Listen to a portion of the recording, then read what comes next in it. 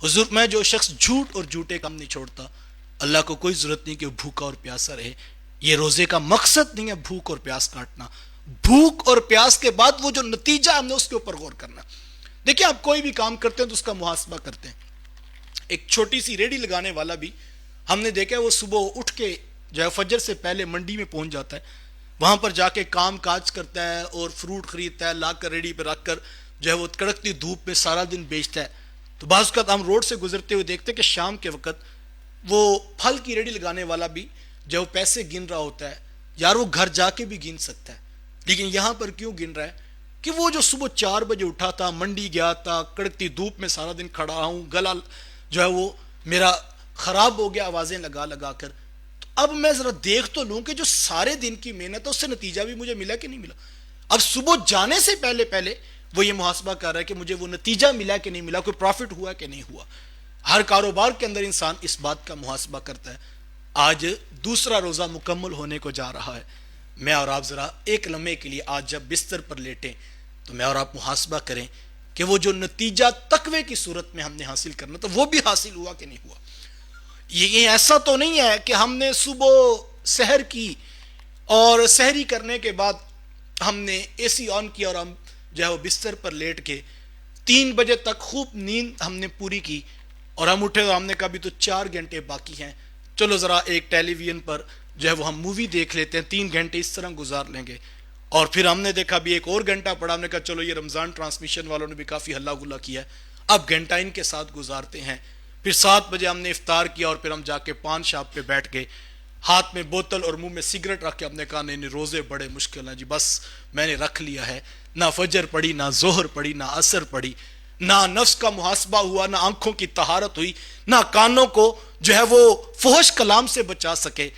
تو یقیناً پھر ہم اگر شام کو محاسبہ کریں گے تو ہمیں وہ تقوی کی دولت نہیں نظر آئے گی. انہی لوگوں کے بارے میں کہا گیا تھا اللہ کو کوئی ضرورت نہیں کہ وہ بھوکے اور پیاسے رہیں. حضرات صوفیہ تو اس سے بھی آگے کی بات کرتے ہیں. اہل فقہ تو یہ فرماتے ہیں کہ طلوع فجر ثانی سے لے کے غروب آفتاب تک اکل و شرب یعنی کھانے پینے اور جماع سے قصدن رکے رہنے کا نام روزہ ہے. یہی شریعت نے بتایا. لیکن خواص اس سے آگے کی بات کرتے ہیں. وہ فرماتے صرف معدے کا روزہ نہیں ہوتا بلکہ سر سے لے کر پاؤں تک جسم کے ہر عضو کا روزہ ہوتا ہے. آنکھوں کا روزہ یہ ہے کہ وہ غیر محرم کی طرف نہ اٹھیں. کانوں کا روزہ یہ ہے کہ فحش کلام ان کے اندر نہ جائے. زبان کا روزہ یہ ہے جھوٹ، گالی یا کوئی غلیظ فحش کلام اس سے سرزد نہ ہو. اور پاؤں کا روزہ یہ ہے کہ یہ نیکی اور خیر کے کاموں کی طرف چلیں. ہاتھوں کا روزہ یہ ہے یہ حلال کمانے کی طرف رغبت پکڑیں، اور اگر یہ حرام کما رہے تو یہ روزہ ٹوٹ رہا ہے.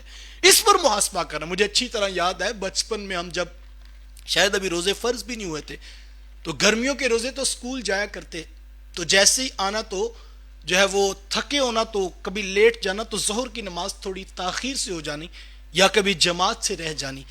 تو ماں جی نے یہ جملہ کہنا اور کہنا بیٹا کہ یہ کوئی روزے نہیں ہوتے. کہا بیٹا اگر صرف منہ بند کرنے کا نام روزہ ہے تو کہا بیٹا یہ جانور جس کو قلعے کے ساتھ تم باندھتے ہو، بھینس کو صبح چارہ ڈال دو اور مغرب کے بعد دوبارہ ڈالو، وہ سارا دن بیٹھ کے 14-16 گھنٹے گزار دے گی. بیٹا صرف منہ کے بند کرنے کا نام روزہ نہیں ہے. روزہ تو سر سے لے کر پاؤں تک اپنے آپ کو اپنے رب کے نام کرنے کا نام ہے، اپنے آپ کو اپنے رب کی دہلیز پہ لانے کا نام ہے.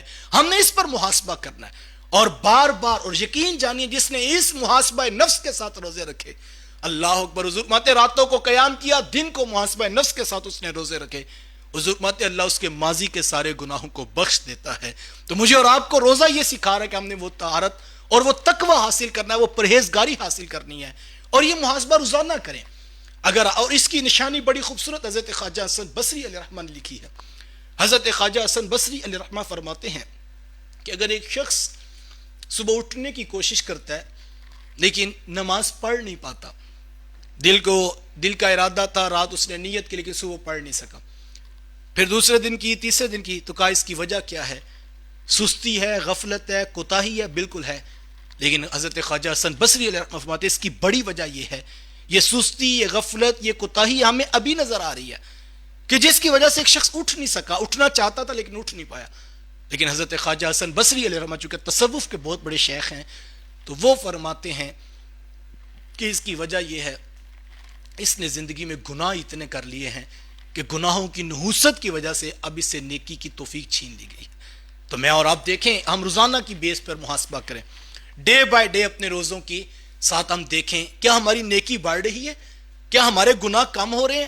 اگر تو روزے ایسے گزر رہے ہیں, اگر آپ نے پہلے روزے میں 5 صرف فرض نمازیں پڑھی اور آگے آگے کرتے کرتے آپ کو تہجد میسر آ گئے, کرتے کرتے آپ کو راتوں کا قیام مل گیا, چلتے چلتے 20-22 دن بعد آپ کو آنکھوں کی طہارت مل گئی, آپ کو کانوں کی پاکیزگی مل گئی, آپ کو زبان کا سچائی کا نور نصیب ہو گیا, تو سمجھیے آپ کے روزوں کا جو تقویٰ تھا وہ آپ کو حاصل ہو رہا ہے.